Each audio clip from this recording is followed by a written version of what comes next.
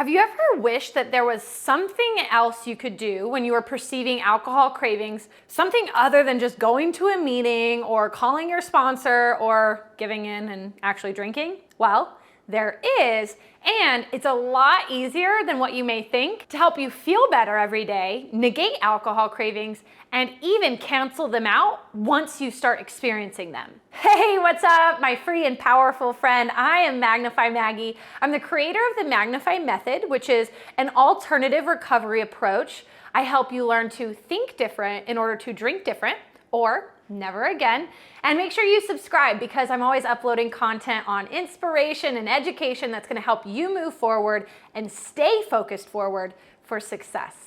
I've already discussed the importance in things like hydration when it comes to negation of alcohol cravings, but now we're gonna talk a little bit more scientifically about nutrition. You see, a lot of times we can perceive alcohol cravings when we are experiencing stress or triggering moments, but also when our blood sugar drops.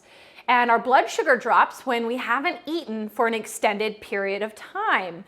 I kind of want to throw on this humor here too, that think about how much more stressful things are or how much more you perceive those triggers when we're hangry. So there's a lot to this. Let's dive in. You see, when your blood sugar drops low, that typically means that you haven't eaten for probably 3 to 4, maybe 5 hours.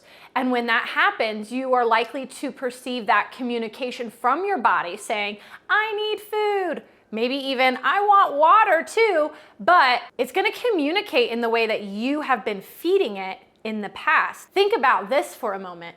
How many times did you skip eating when your body actually needed the food in order to preserve your buzz or maintain your buzz? Or maybe you just really thought you weren't hungry because you wanted to drink when actually your body was saying, I do need food, I need nutrients. All of those times that instead of nutrients, you gave your body alcohol, it was trained to believe, I guess this is food. I guess this is what I pick up my nutrients from. And so you have to reprogram that for your body and your mind. So what I say is eat 3 square meals a day to keep the cravings at bay. Think about it. A really high nutrient dense breakfast, lunch, and dinner will not only save you from these alcohol cravings, but also help your body repair internally and regulate so that your blood sugar isn't dropping and you're not just acting reactively to what you perceive as a craving. I realize that eating 3 times a day, bigger meals, might be overwhelming for a lot of us when we first start. When we're starting to cut back on alcohol and introduce new foods and new habits, that can be really overwhelming, but start small and remember progress over perfection. Start with a breakfast of some oatmeal and protein powder. Add some hot water and stir that up. Put some peanut butter in it, yum. And that's gonna give you high protein, some healthy fiber for your heart, and healthy fats for your body and your cellular regeneration. About 5 hours later, you're gonna wanna have a lunch. When I first started, my go-to was a simple tortilla wrap with some alfalfa sprouts, turkey slices, and cream cheese. So easy and inexpensive, and something that seemed to really match well with my tummy at the time. I remember just eating in general didn't feel good because I was so used to drinking, and that seemed to settle okay for me. Next up, let's talk about my favorite dinner was protein pasta. So a lot of people are really afraid of the whole narrative of carbs and fats, but your body needs nutrition. Your body needs carbs. Your muscles need those carbs. So let's think about taking high protein things like chicken, shrimp, maybe even some beef or something like that, and putting it into whatever pasta sauce you like and adding it over a bed of the pasta. But what I want you to do here is think of it as mostly protein with a little bit of pasta. So you're getting more protein and actually the right amount of carbs for your day. All in all, I don't want you to overanalyze the food choices though. Those are really just for inspo.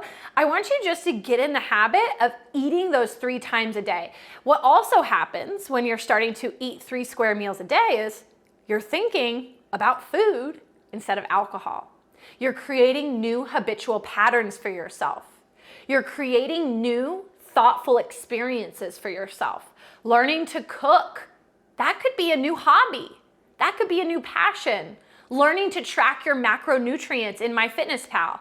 That can be such a rewarding use of time and an eye-opener to see how you can actually start changing your body and feeling better based off of the nutrition. As you get better at following that 3-meal-a-day structure, feel free to add in snacks. This way, you should be eating about every 2 to 3 hours. Your blood sugar will stay nice and regulated so that you're not having those mood swings or making impulsive decisions, but you're also going to be giving your body what it needs for the internal health aspects after prolonged alcohol use. So some good tactics that I like to use for my snacky times are things like yogurt, really high protein and digestive enzymes. We've got some cottage cheese, again, kind of a hard sell, but if you can add that to your diet, add some pineapple chunks or some tomatoes and pepper, whatever kind of your flavor palette is, that's a really awesome snack. Hard-boiled eggs, even just fresh fruit is a really good go-to. As you're starting to cut back on alcohol, your body is going to want that sugar hit still. We talked before about the glucose. And fruit is a really good way to get that into your body while also taking in vitamins and minerals that are gonna help your antioxidant levels, help your organs bounce back from prolonged alcohol use. So bananas are always a good go-to. Apples, think about a fruit that has the skin on it when you eat it.